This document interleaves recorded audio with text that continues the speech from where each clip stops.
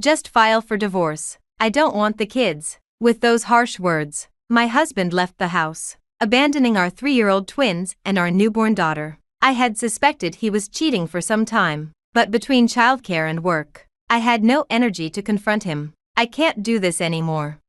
Just then, one of the twins clung to me, saying, "Mommy, we love you." Their worried faces looked up at me. Despite my anger towards my husband, something snapped in me at that moment. Well, I'll just file it, I thought. I signed the divorce papers with a smirk. He doesn't realize how much I've been supporting him. Unknowingly, he had begun his descent into hell.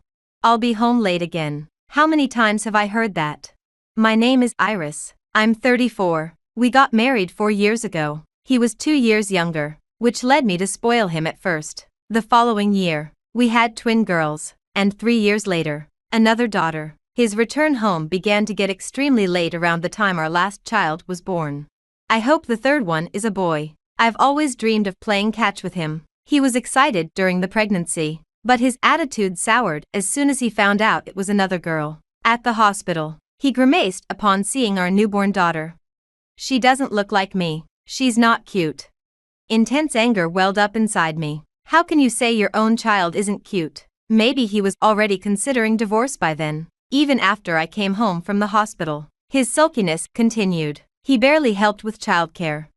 Show a little interest in the kids. If you're short on hands, hire a babysitter or something. You've got savings from your job. I worked at a top-tier company, earning significantly more than most women my age. On the other hand, my husband struggled to keep a job, often quitting before I even noticed. Perhaps he was envious that I was more successful at work. At the time, he was also doing temporary work, unsure of how long it would last. I didn't expect any financial support from him, but I wished he'd at least fulfill his role as a father. Spend some time with the kids at night, at least. What a hassle. When I asked him to help, he did it reluctantly and so poorly that the girls were bored. He realized they weren't warming up to him, which he didn't like, leading to a terrible cycle. Eventually, he stopped helping with the kids altogether. "I'm tired from work. Let me rest on the weekends," he said. On weekends, he either stayed in his room or went out with someone.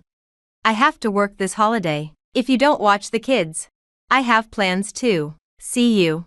My husband left without listening to me. I couldn't leave the children alone, so I often had to find a babysitter at the last minute. If this continued, it would surely destroy our marriage and harm our children. Thinking this, I decided to talk to my in-laws the next day. That's just how husbands are. A wife needs to be patient. More importantly, could you do that thing we talked about last time? My visit to my in-laws ended with them ignoring my concerns and asking for favors. My parents live far away, so it's hard to visit them. I feel guilty even calling, not knowing who to turn to. "Hey, make dinner." When I returned home in the evening, I was greeted by my husband in pajamas and a messy house. The kids, bored with their toys, instantly smiled upon seeing me. "Where have you been all this time?" "I had to stop by the in-laws for a bit." "Hurry up and make dinner. I'm starving." "If you've been home all day, couldn't you do some laundry or clean the bath?" Hearing this, my husband snorted in amusement. I decided not to do anything for someone who doesn't show gratitude. "What do you mean? I cleaned the bath yesterday, and you didn't thank me." "Didn't I say thank you?" "Not that. I mean, like, at least $100. He stretched out his hand, gesturing for money. What is he talking about? I must have looked distant, tired, and irritated. I pulled him aside to the bathroom so the kids wouldn't hear and retorted, "I am working, doing the chores, raising the kids, everything, and you have never thanked me. That's a wife's job." "Then what's your job?" "I work too." He barely earns $1,000 a month and does nothing around the house. Our argument lasted about an hour until, "Mommy, I'm hungry." My daughter's call snapped me out of it. My husband left in a huff, but I ignored him and rushed to prepare dinner.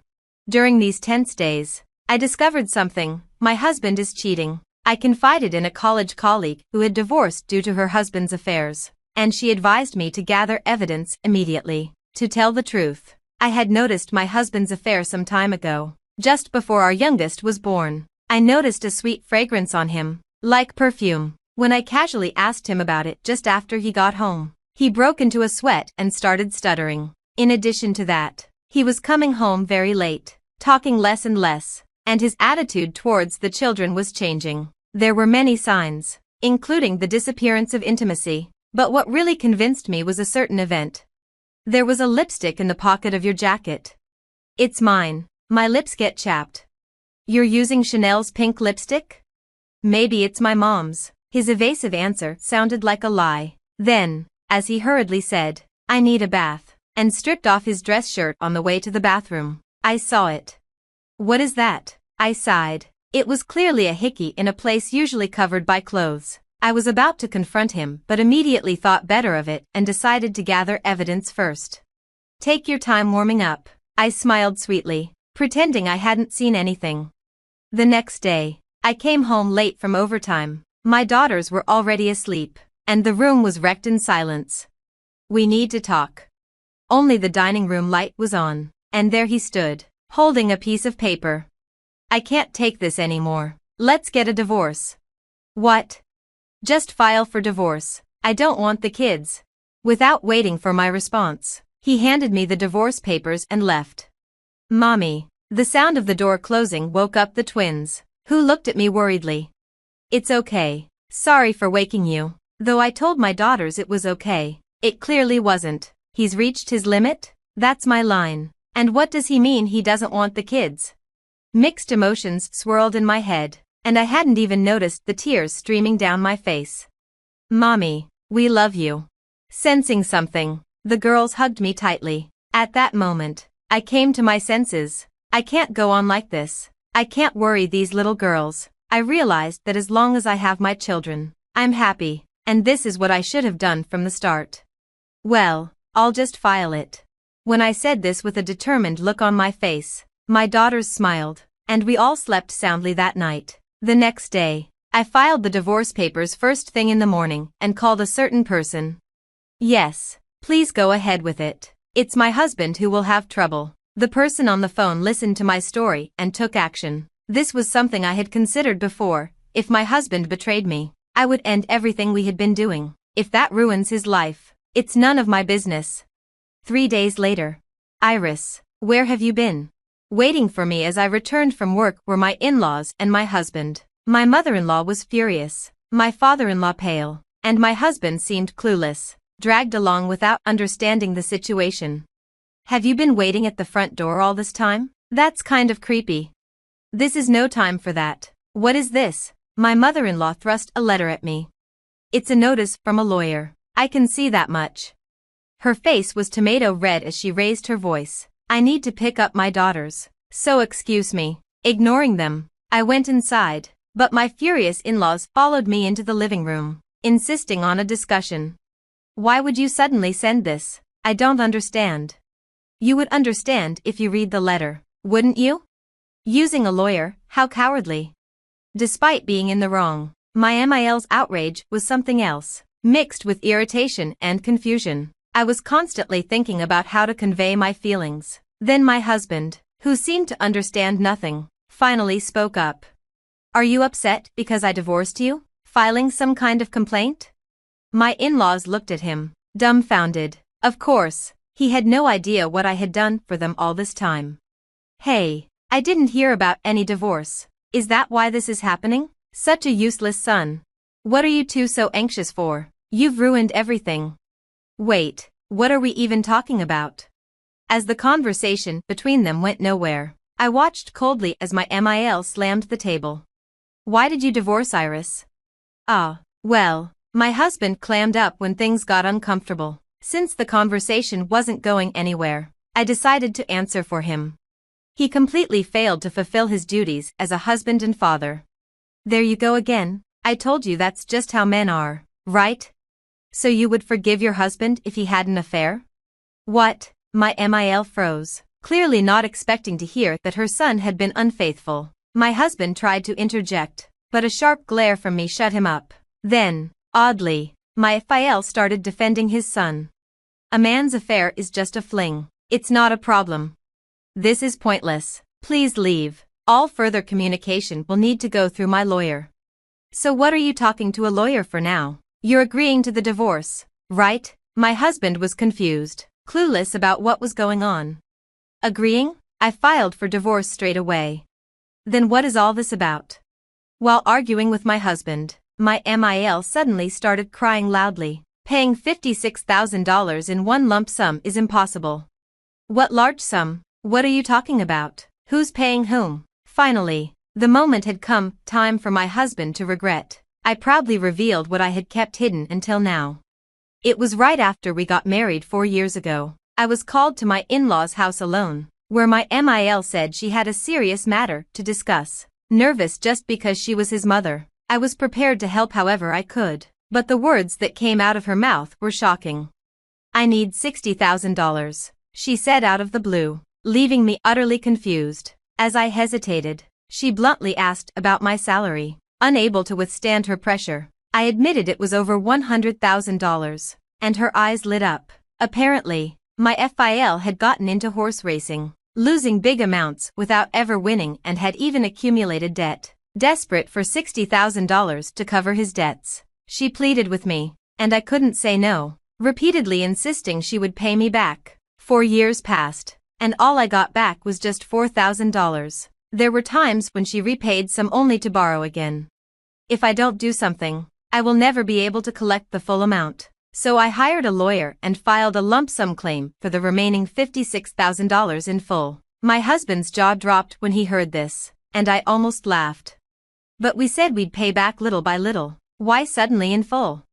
We're no longer family, so I thought I shouldn't hold back. Then my MIL, with a screech like a monkey, turned her fury towards my husband. "It's your fault for cheating, so you should be the one to pay it back." Huh? Why should I? We're not working anymore, and our pension won't cover it. If you want me to live in your parents' house, you'll do what I say. There was no way he could pay back $56,000 in one lump sum, especially since he was unemployed again at the time. "I'll live at Kate's place, so I won't pay. That's the name of your affair partner." As I grew increasingly absurd listening to this family quarrel, I decided it was time to deliver the final blow. "Don't think it ends with $56,000. I'm demanding $20,000 each from you and your affair partner as compensation, plus child support, of course." "What? It's only fair, leaving your children to play around? Where's the proof I cheated?" Had he forgotten so quickly about loudly declaring he'd live with Kate? Sighing, I handed him a pile of photos I had prepared for this moment.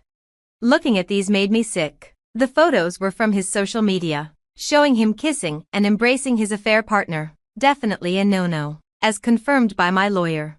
"Why do you have these?" A quick online search brought up your social media. "It's amazing you thought it wouldn't be found." My naive husband had kept posting cheerful photos in a public setting. He probably continued to use social networking sites without knowing how horrible they were. I was surprised that he was doing this, being mechanically inept, but it made it easy for me to gather evidence of his cheating. Even my in-laws were dumbfounded, gaping at him. "Please leave now. It's time to go to daycare. At least don't demand compensation from Kate. What if she runs away?" "That's not my problem." With no resolution in sight, I forcefully kicked the family out. "Open this. Help me. I didn't know about the debt." I could hear my husband yelling through the door for a while. "I'm calling the police," I yelled, and the three of them shrugged and left. A year has passed since then. After paying me the compensation, the affair partner disappeared. Because of this, my ex-husband had to live at his parents' home, where they incessantly demanded he cover the $56,000. He ended up borrowing from shady lenders. While he managed to pay that off quickly, he still owes $20,000 in compensation for the affair and $500 a month in child support. Now he earns his daily wage by doing manual labor from morning to night. The interest on his debt is ballooning, and it might be impossible for him to pay it off in his lifetime. But that's none of my business. "Mommy, we're going to be late." "Oops, my daughters are calling me to daycare. They're growing up so healthy and strong. That's all the happiness I need."